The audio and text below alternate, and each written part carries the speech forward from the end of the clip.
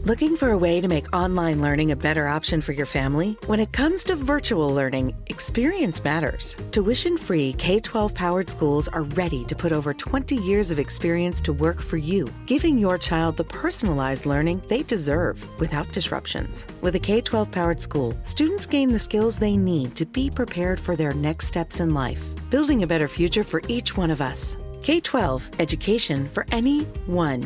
Learn more at k12.com.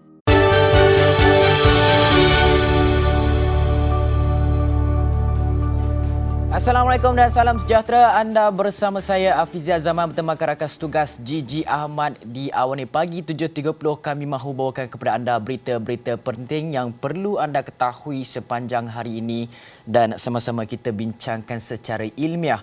Dan Gigi, sebenarnya pagi ini kita nak bawakan satu berita yang sememangnya kita mungkin telah pun jangkakan bahawa kes-kes COVID-19 ini melepasi angka 20,000 kes semalam, yang mana mencatatkan 20,596 kes secara keseluruhannya pada semalam. Dan ini menjadikan jumlah kes aktif 217,061 kes, jumlah kes di ICU 1,078 kes dan memerlukan alat bantuan pernafasan 549. Kes kematian baru juga merekodkan agak tinggi 164, menjadikan jumlah keseluruhannya melepasi angka 10,000 secara keseluruhannya di Malaysia, dan kes sembuh baru 13,893, menjadikan jumlah keseluruhan yang sembuh 976,626 kes, dan ini menjadikan jumlah keseluruhan kes yang telah pun dicatatkan di Malaysia sepanjang pandemik ini bermula pada bulan Januari 2020 sebanyak 1.2 juta secara keseluruhannya, Gigi.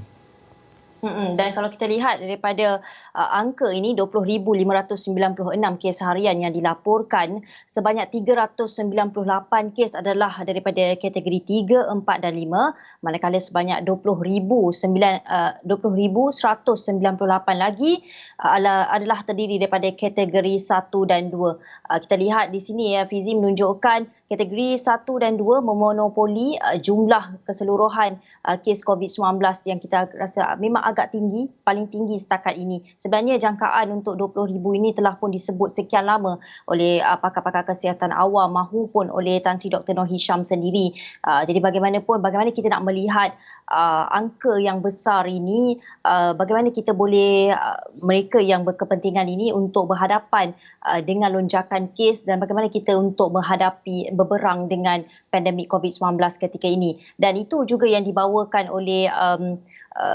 Menteri Penyelaras PPN Tengku Datuk Seri Muhammad Zafrul Tengku Abdul Aziz, yang berkata kerajaan tidak akan lagi menggunakan jumlah kes harian COVID-19 sebagai penunjuk bagi membolehkan negeri dan wilayah dalam fasa 2 PPN bergerak ke fasa seterusnya. Dan sebaliknya, katanya kerajaan akan gunakan kadar kemasukan hospital sebagai salah satu daripada 3 nilai ambang untuk negeri-negeri dan wilayah untuk memasuki fasa 3 dan 4.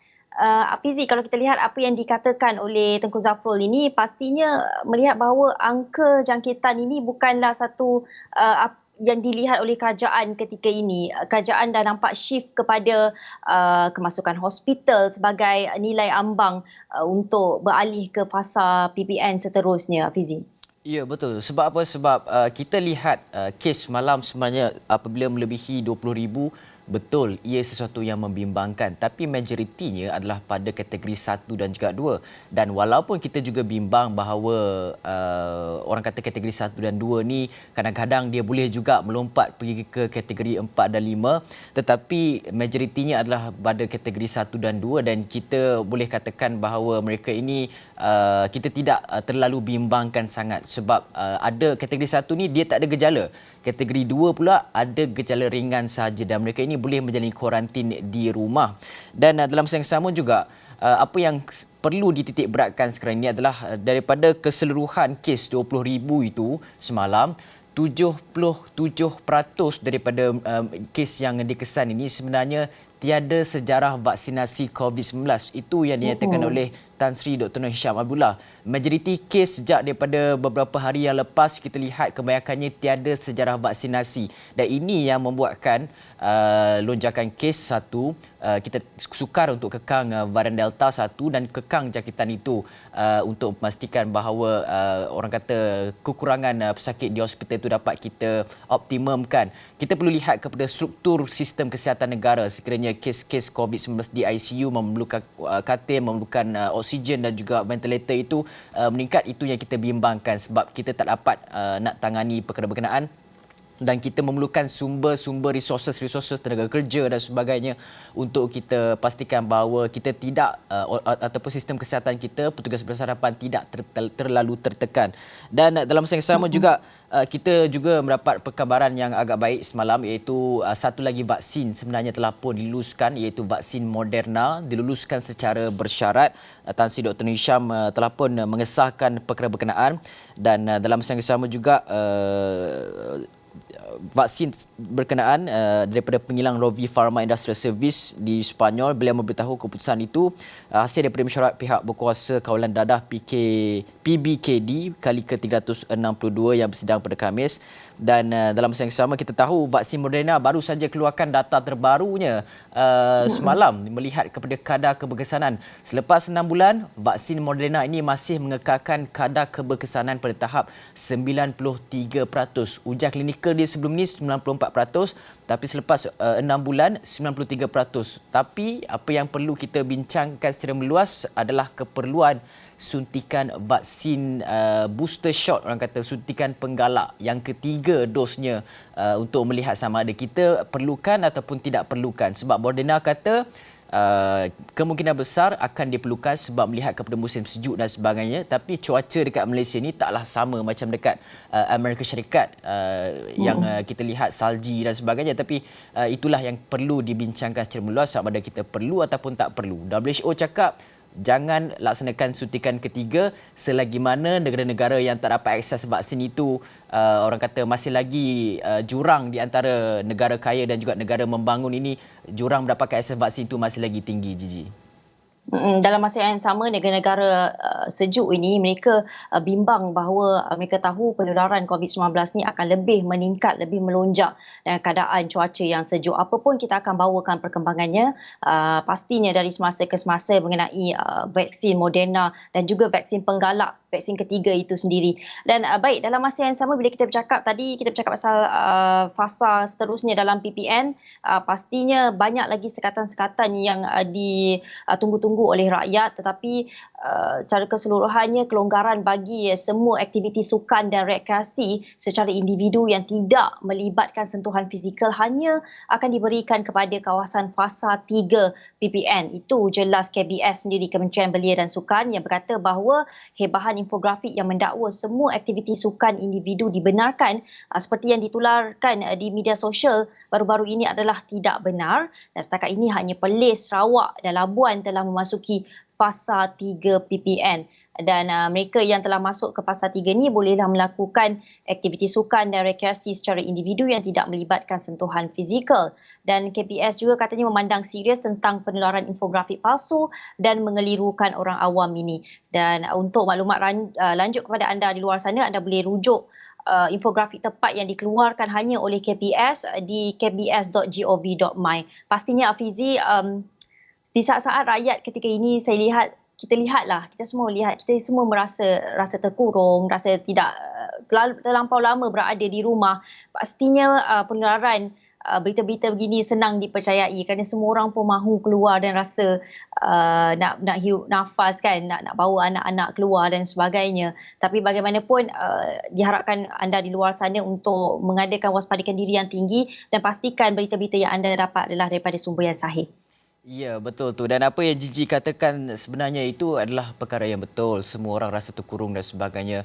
Tapi tumpuan sebenarnya pada bulan Ogos ni selain daripada perkembangan politik yang tak berkesudahannya adalah berkaitan dengan sama ada kerajaan akan mengumumkan kelonggaran kepada penerima vaksin lengkap COVID-19 seperti yang telah pun dinyatakan sendiri oleh Perdana Menteri Tan Sri Muhyiddin Yassin dan juga Timbalan Perdana Menteri Datuk Seri Ismail Sabri Yaakob yang pernah menyatakan bulan lepas kata akan ada satu pengumuman penting penerima dua dos vaksin lengkap akan ada sedikit-sedikit sebanyak kelonggaran yang mungkin diberikan. Mungkin rentas daerah ke, mungkin boleh makan di restoran mengikut SOP ke, mungkin ada lagi lah perkara-perkara lain yang boleh dilakukan oleh penerima dos vaksin COVID-19. Sebab apa? Sebab itulah penting untuk dapatkan vaksin COVID-19 ini sebab ia mengurangkan kadar kemasukan ke hospital. Kalau kita dapat jangkiti COVID-19, kita tak perlu, bukanlah tak perlu, benda tu boleh jadi tapi orang kata mengurangkan risiko masuk ke hospital, mengurangkan kadar kematian. Itu yang sebenarnya kita mahukan daripada vaksinasi COVID-19 ini. Dan dalam masa yang sama juga kita lihat selain daripada kes COVID-19 yang begitu tinggi dan melonjak dan membuatkan orang ramai bimbang dan sebagainya, semalam ahli-ahli profesional yang terdiri daripada bukan sekadar ahli politik tetapi juga merangkumi pelbagai pakar-pakar telah pun mengadakan mesyuaratnya yang pertama iaitu Majlis Pemulihan Negara yang diketuai oleh Tun Dr. Mahathir Mohamad. Saya rasakan antara 20 individu terbabit adalah Tan Sri Rafidah Aziz, pakar ekonomi Profesor Dr. Jomo K. Sundram, Timbalan Speaker Dewan Rakyat Datuk Seri Azlina Osman Said, Ahli Parlimen Muar Syed Saddiq, Ahli Parlimen Lembah Pantai Ahmad Fahmi Fazil, Tan Sri Dr. Nisha Abdullah juga termasuk dalam Majlis Pemulihan Negara ini. Kata Tun Mahathir, MPN ini digerakkan oleh bekas Perdana Menteri Tun Dr. Mahathir Mohamad dan dalam masa yang sama juga antara perkembangan yang dibincangkan hampir 3 jam termasuk mengenai isu suntikan vaksin COVID-19 dan juga isu berkaitan dengan SOP. Walaupun majlis ini belum lagi diiktiraf, namun sebagai rakyat Malaysia yang bertanggungjawab, saya merasakan perlu terlibat dalam mencari penyelesaian kepada COVID-19. Bagi saya dan rakan-rakan, kita sudah tidak boleh menunggu tanpa berbuat apa-apa sementara kes-kes tersebut meningkat dengan begitu mendadak. Saya percaya mereka yang hadir bersetuju menyertainya kerana mereka juga merasakan perlu melakukan sesuatu untuk membantu negara menghadapi bencana itu. Itu adalah kata-kata daripada bekas Perdana Menteri Tun Dr. Mahathir Mohamad dan sekurang-kurangnya ini akan sedikit sebanyak apabila tertubuhnya majlis ini, saya rasakan ini sedikit sebanyak memberikan orang kata proses semak dan imbang, cadangan, nasihat yang juga boleh dipertimbangkan oleh pihak kerajaan dalam melaksanakan pelan pemulihan negara supaya sama-sama kita dapat keluar daripada era pandemik COVID-19 ini dengan lebih cepat dan juga pantas. Dan sebab kita nak berlawan dengan musuh yang kita tidak nampak ni Hafizi, sebenarnya memerlukan sokongan semua pihak, kesatupaduan semua pihak, tak kiralah antara parti, berlainan parti atau tidak, kerana ketika ini kita perlukan kerjasama yang kuat kedua-dua belah pihak, pembangkang ataupun kerajaan untuk berlawan dengan musuh yang paling utama sebenarnya ketika ini adalah COVID-19. Baik, dalam masa yang sama juga saya nak bawakan ini apa yang dibawakan oleh JPJ berkenaan dengan tempoh moratorium pelanjutan pembaharuan lesen kenderaan motor LKM dan juga lesen memandu Malaysia LMM termasuk dengan GDL dan juga PSV tidak akan disambung selepas 30 September ini. Hafizi dah renew lesen belum? Bulan ni tamat, nanti saya renew. Sebab dia tempoh moratorium tu sudah pun tidak akan diperbaharui, maka JPJ dalam satu kenyataan sebenarnya menjelaskan aktiviti pemantauan, pematuhan dan juga penguatkuasaan oleh PDRM akan mula dilaksanakan di lapangan mulai 1 Oktober ini. Kalau anda seperti Hafizi belum lagi renew lesen, kena cepat-cepat renew lesen ya. Ya, betul tu. Sebab lesen saya tamat bulan ni birthday saya 28 hari bulan. Jadi Gigi jangan lupa hadiah. Okey, baik. Sebenarnya Gigi banyak lagi kita nak bawakan kepada penonton Astro Awani berita-berita penting ni, tapi kita kena berhenti dulu rehat seketika. Kita akan kembali selepas ini.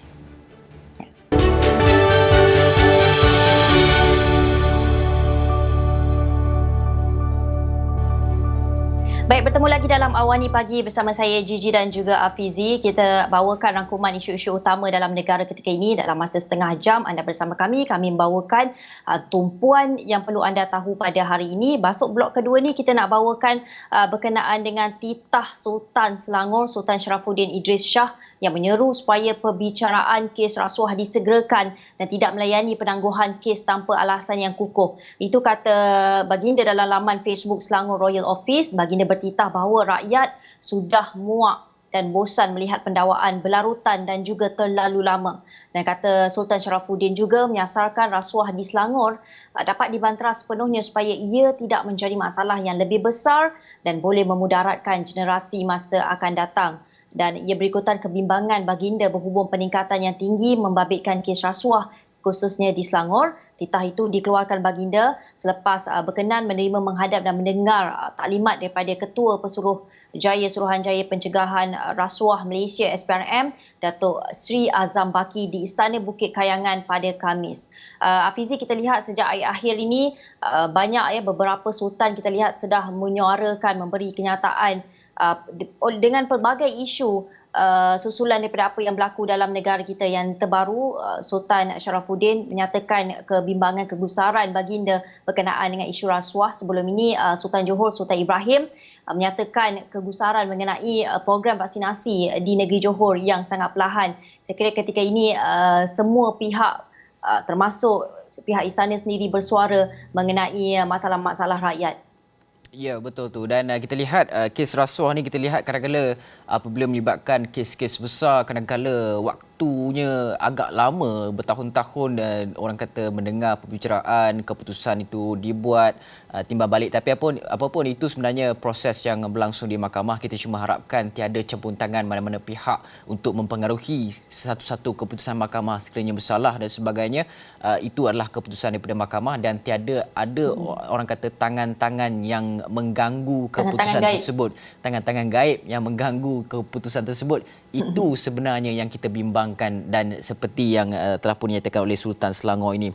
Dan dalam masa yang sama juga, Gigi, kita mahu melihat kepada kemelut politik tanah air negara. Walaupun kita dah bosan, walaupun kita dah muak, kita kena juga ambil tahu sebab ini berkaitan dengan perkembangan dalam negara ini, yang mana Majlis Presiden Pakatan Harapan mahu isu sokongan terhadap Perdana Menteri ini diputuskan segera. Ini adalah kenyataan dikeluarkan oleh Datuk Seri Ibrahim, Setiausaha Agung DAP Lim Guat Eng dan juga Presiden Amanah Muhammad Sabu, yang menyatakan bahawa Perdana Menteri Tan Sri Muhyiddin Yassin tidak bercakap benar dan mengelirukan Yang di-Pertuan Agong berumur isu sokongan majoriti Ahli Dewan Rakyat sewaktu sesi menghadap di Istana Negara pada hari Rabu lepas. Dan dalam satu kenyataan, mereka mendakwa mereka sendiri telah buat perkiraan yang teliti bersama rakan-rakan dan juga parti-parti pembangkang untuk tidak menyokong Perdana Menteri. Dan tambah kenyataan itu lagi adalah satu tindakan penderhakaan tertinggi terhadap Ketua Utama Negara dan tidak patut dimaafkan. Dan perkara ini boleh disahkan tanpa sebarang keraguan dengan mengadakan sidang khas Parlimen dengan satu urusan saja, iaitu membentang, membahas dan memutuskan undi tidak percaya terhadap Tan Sri Muhyiddin Yassin. Dan perkara yang sama juga kita lihat di UMNO, Gigi. Betul tu. Dalam masa yang sama juga pihak UMNO juga bersuara menyatakan bahawa segerakan usul di Dewan Rakyat sebelum semakin ramai menjadi katak. Itu yang dikatakan oleh Presiden UMNO sendiri, Datuk Seri Ahmad Zahid Hamidi, yang menjangkakan peristiwa melompat parti ni, katak melompat ni akan berulang dalam tempoh beberapa minggu ini. Beliau berkata ia susulan keputusan Tan Sri Muhyiddin Yassin sendiri untuk menunggu sehingga September sebelum usul percaya oleh pihak kerajaan terhadap kepimpinannya dibentangkan di Dewan Rakyat. Dan Ahmad Zahid juga berkata episod ahli-ahli politik melompat parti itu sama seperti apa yang berlaku pada PRU14. Kena tahu sifat katak, bukan saja melompat katanya. Sama ada cari habuan atau mahu menyelamatkan diri. Sebab itu kita minta usul undi percaya atau tidak percaya di Dewan Rakyat disegerakan sebelum ada lagi yang terperangkap, terpedaya atau terpesona sanggup menjadi katak.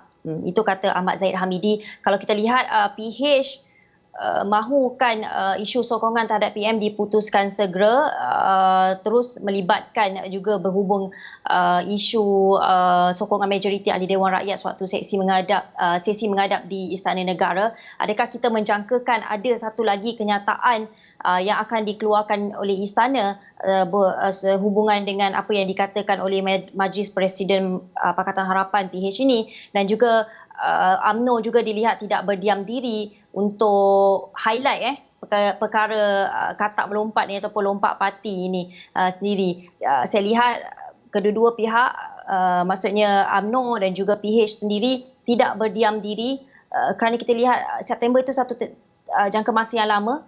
sebulan lagi Hafizi, dan kita jangkakan sebagai media, kita jangkakan dalam sebulan ini pelbagai peristiwa akan terjadi dalam penggesaan mereka untuk supaya sidang parlimen itu dipercepatkan. Ya, dan apa pun sebenarnya kita nak lihat kepada perkembangan, kita tak payah tengok yang panjang tu, yang September tu, kita tengok yang dekat dulu. Sebenarnya esok, ini adalah kata-kata daripada UMNO yang telah pun menyatakan bahawa semua ahli-ahli Parlimen UMNO yang berada dalam Kerajaan Perikatan Nasional diminta untuk putuskan pendirian pada hari esok. Ini adalah kata daripada Ahmad Maslan yang menyatakan bahawa UMNO dah hantar surat kepada semua ahli parlimennya agar nyatakan pendirian mereka secara bertulis, semua ahli parlimen. Dan menurut portal Suara TV melaporkan surat yang dihantar oleh Setiausaha Agung UMNO Datuk Seri Ahmad Maslan itu meminta semua ahli parlimen itu menjawab borang yang dikepilkan sebelum 7 Ogos. Hari ini 6, esoklah pendirian perlu dinyatakan oleh semua ahli parlimen UMNO, sama ada sokong kerajaan PN atau dan letak jawatan ataupun menyokong PN dan tidak meletak jawatan. Dan menerusi surat itu juga Ahmad mengingatkan semua ahli Parlimen UMNO agar patuh kepada ketetapan yang telah dibuat oleh Majlis Kerja Tertinggi UMNO pada 3 Ogos 2021 yang antara lain menarik sokongan terhadap kerajaan PN pimpinan Tan Sri Muhyiddin Yassin. Jadi kita akan dapat jangkakan mungkin ada satu orang kata kenyataan yang akan dikeluarkan oleh ahli-ahli Parlimen UMNO dalam Kerajaan Perikatan Nasional, seperti mana ketika polemik politik juga berlaku selepas PAU 2020, Pimpinan Agung UMNO 2020, yang mana UMNO membuat ketetapan untuk menarik sokongan terhadap Perdana Menteri dan juga tidak melakukan kerjasama pada PN15 bersama dengan Bersatu.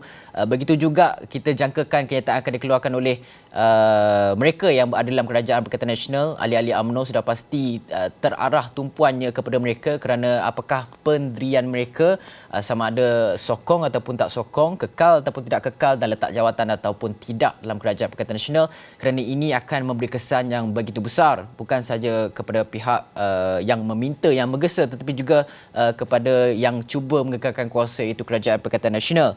Dan dalam masa yang sama juga apabila orang ramai orang kata mempersoalkan, pihak perbankan mempersoalkan lamalah September dan sebagainya, tapi ini adalah kata daripada penganalisis politik yang menyatakan bahawa undi percaya pada September munasabah tak perlu untuk tergesa-gesa.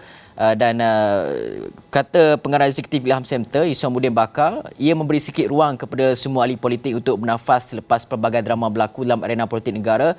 Tempoh September untuk tentukan keabsahan Perdana Menteri juga dilihat mengambil kira situasi semasa negara, khususnya peningkatan COVID-19. Jadi itulah yang dinyatakan oleh penalisis politik, seperti yang mungkinlah kebimbangan sekarang ini adalah berkaitan dengan sama ada seperti yang Zahid Amiri katakan, yang Gigi bacakan sebentar tadi, takut nanti ada katak yang melompat-melompat dan sebagainya. Itulah sebenarnya orang kata percaturan politik Malaysia ini sangat dinamik. Itulah yang berlaku dalam proses demokrasi dalam negara ini, dan perundangan juga membenarkan perkara berkenaan berlaku selagi mana akta lompat parti tidak dikuatkuasakan, selagi mana akta dana politik tidak dikuatkuasakan dan hanya menjadi bahan ketika PRU, perkara ini akan tetap berlaku dalam proses demokrasi di Malaysia. Baik, kita sebenarnya pada 8.30 pagi ini juga kita akan bawakan mengenai perbincangan kemelut politik yang berlaku ketika ini. Pastinya kita nak lihat dari segi perundangan apa yang berlaku ketika ini untuk kita lebih memahami sebagai rakyat Malaysia. Saya kira semua perlu memahami apa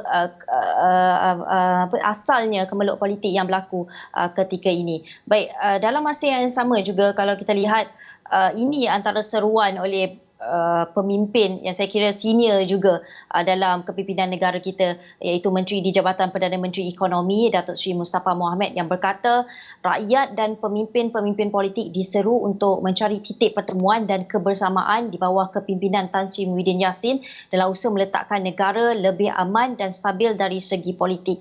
Dan Menteri itu berkata dalam tempoh sebulan sebelum Parlimen bersidang harus digunakan sebaik mungkin untuk bermuafakat dan meletakkan negara dalam keadaan yang lebih stabil. Dan untuk mencapai matlamat sesebuah negara maju berpendapatan tinggi, kita perlu mengembling seluruh tenaga dan buah fikiran mewakili pelbagai sektor bagi menangani krisis kesihatan dan krisis ekonomi yang tidak pernah kita alami.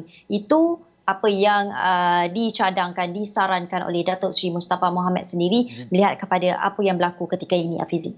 Ya, dan Gigi, kita dah dengar daripada pihak pembangkang, kita dah dengar daripada pihak kerajaan desakan dan juga banyak perkara, tapi kita dah dengar suara rakyat pula, Gigi.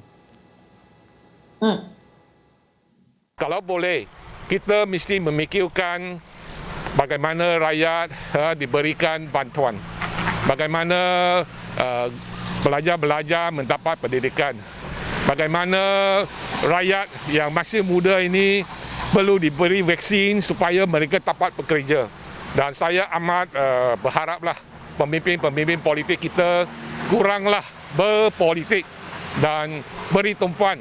Dan kalau keadaan pandemik telah terkawal dalam masa yang terdekat ini, barulah kita ada pilihan raya untuk memastikan majoriti. Dalam tempoh sebulan ini sehingga parlimen dibuka, kita berharaplah pemimpin-pemimpin politik dapat mengambil iktibar dan juga memfokuskan kepada pelan pemulihan negara yang telah dibentangkan oleh kerajaan. Walaupun terdapat mungkin dari segi pelaksanaannya tidak sempurna di mata sesetengah pihak, tapi maknanya kita perlu berganding bahu, terutama kepada rakyat yang memerlukan bantuan dan juga kebajikan mereka dijaga. Saya sebagai usahawan pun memang terkesan dalam masa 3-4 bulan ni. Ya, Gigi, itu suara rakyatnya, Gigi. Itu antara suara-suara rintihan yang kita dengar ketika ini yang mengharapkan satu kestabilan dalam negara kerana semua pun berhadapan dengan krisis ekonomi, khususnya krisis kewangan dan juga krisis kesihatan. Semua pun terasa dan mereka melihat kemelut politik yang ada ketika ini adalah satu perkara yang tidak perlu, dan bagaimana pemimpin-pemimpin daripada blok pembakan dan juga blok kerajaan boleh melihat rintihan-rintihan ini sebagai satu perkara yang mungkin mencari satu titik persefahaman di antara mereka. Baik, kita sempat ke nak beralih ke berita sukan? Kalau anda pergi ke extrawarni.com, anda boleh baca mengenai keputusan mengecewakan pada Sukan Olimpik Tokyo 2020 yang tidak mematahkan semangat Pandalela Rinong. Sebaliknya, Ratu Terjun Negara itu bertekad untuk terus beraksi pada Tamasya edisi Paris 2024. Dan kita sebenarnya nak ucapkan tahniah juga kepada Pandalela Rinong. Walaupun tidak berjaya, tetapi semangat itu ada, ya Hafizi? Ya, betul tu. Apapun, semua 30 atlet negara yang bertanding di Olimpik Tokyo, anda kebanggaan Malaysia. Jangan sesekali putus asa, Olimpik sentiasa ada perbaki prestasi dan sebagainya. Baik, itu saja dapat kami bawakan di Awani Pagi 7.30 ini. Saya Hafizah Zaman. Dan saya Gigi Ahmad. Terima kasih kerana menonton. Jumpa lagi. Bye.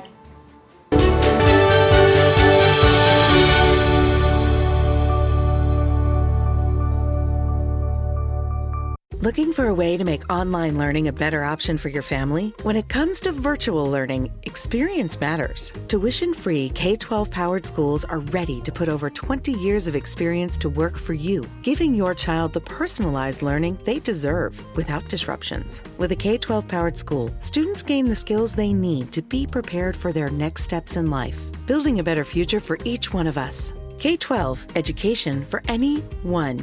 Learn more at k12.com.